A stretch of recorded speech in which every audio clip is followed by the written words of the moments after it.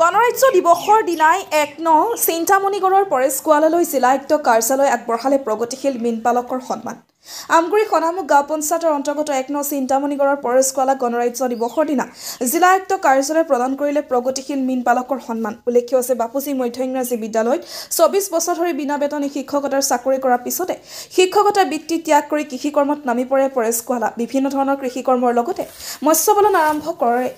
সীমিত পৰিমাণৰ মাটিৰে কৃষি কৰ্ম কৰি স্বাৱলম্বী হৈ পৰে। এইগৰাকী পৰেশ গোৱালাৰ কৃষি কৰ্মৰ প্ৰতি থকা পাৰদৰ্শিতাৰ বাবে গণৰাজ্য দিৱসৰ দিনা জিলা প্ৰশাসনে এই সন্মান প্ৰদান কৰে।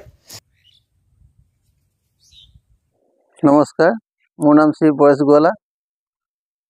মোৰ ঘৰ ১ চিন্তামণিগড় গাঁও। মই এজন শিক্ষক হিচাপে বাপুজী মধ্য ইংৰাজী বিদ্যালয়ত সুদীৰ্ঘ ২৪ বছৰ কাল শিক্ষকতা হিচাপে কাম কৰি আহিলোঁ। তৎসত্ত্বেও অসম চৰকাৰে আমাৰ চাকৰিবোৰ প্ৰাদেশিকতা নকৰিলে। তাৰ কাৰণে মই অসম চৰকাৰে যিখন আইন প্ৰস্তুত কৰিলে, সেই আইনখন পুনৰ সংশোধন কৰি যাতে আমাৰ বাদ পৰি যোৱা শিক্ষকসকলক পুনৰ নিযুক্তি দি যাতে এই শিক্ষকসকলক পুনৰ সংস্থাপনৰ ব্যৱস্থা কৰে, তাৰ কাৰণে মই মোৰ এই কৰ্মস্থলীৰ পৰা অসম চৰকাৰক বিনম্ৰ অনুৰোধ জনাইছোঁ যাতে এই বাদ পৰি যোৱা শিক্ষকসকল যে পুনৰ সংস্থাপিত হয়, তেওঁলোকৰ পৰিয়ালসকলৰো যাতে ভৱিষ্যত উজ্জ্বল হয়, তাৰ কাৰণে কামনাৰে মই অসমৰ মাননীয় মুখ্যমন্ত্ৰী হিমন্ত বিশ্ব শৰ্মাদেৱক মোৰ এই কৰ্মস্থলীৰ পৰা অনুৰোধ জনাইছোঁ। লগতে মই শিৱসাগৰ জিলাৰ বিভাগীয়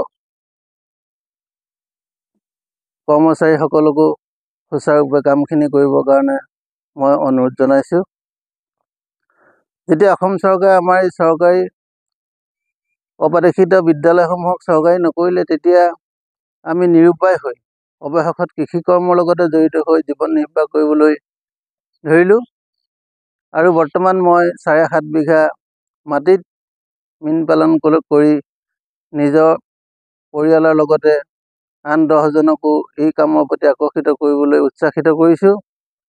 সেয়েহে মই এই কৰ্মস্থলীৰ পৰা শিৱসাগৰ জিলাৰ প্ৰশাসনক ধন্যবাদ আৰু কৃতজ্ঞতা জনাইছোঁ, যিহেতু ২০২৫ চনৰ ২৬ জানুৱাৰীৰ দিনা মোক আমন্ত্ৰণ কৰি যি প্ৰগতিশীল মীনপালক হিচাপে তেওঁলোকে বঁটা আগবঢ়ালে, তাৰ কাৰণে মই তেখেতসকলক ধন্যবাদ আৰু কৃতজ্ঞতা জনাইছোঁ।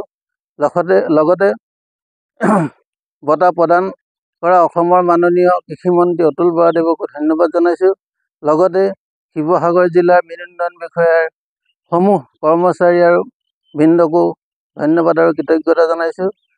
লগতে অসম ৰাজ্যিক জীৱিকা অভিযান মিছনৰ বিষয়ববীয়াসকলকো ধন্যবাদ জনাইছোঁ, যিহেতু তেখেতসকলেও মীন পালন কৰিবলৈ মোক যথেষ্টখিনি উৎসাহিত কৰিছিল। লগতে আমাৰ ১ চিন্তামণিগড় গাঁৱৰ সমূহ যুৱক যুৱতী তথা সমূহ ৰাইজক ধন্যবাদ আৰু কৃতজ্ঞতা জনাই মোৰ দুআষাৰ সামৰণি মাৰিলোঁ।